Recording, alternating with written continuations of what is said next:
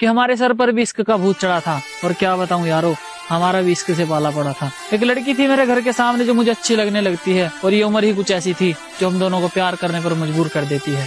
उसके साथ बिताए हुए पलों में मुझे जन्नत का एहसास होता था, और उसके घर वालों के चले जाने के बाद मैं उसकी गोद में सर रखकर चैन से सोता था। एक दिन उसके घर वालों को पता चल जाता है, वो हम दोनों को मिलते हुए देख लेते हैं, और अब उसके घर वाले उस पर पाबंदियां करनी शुरू कर देते हैं।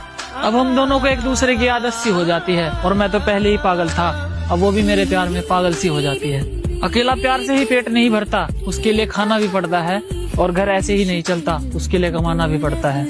अब घर वालों की जिम्मेदारी और उसके प्यार का बोझ उठाकर मैं कमाने निकल जाता हूँ।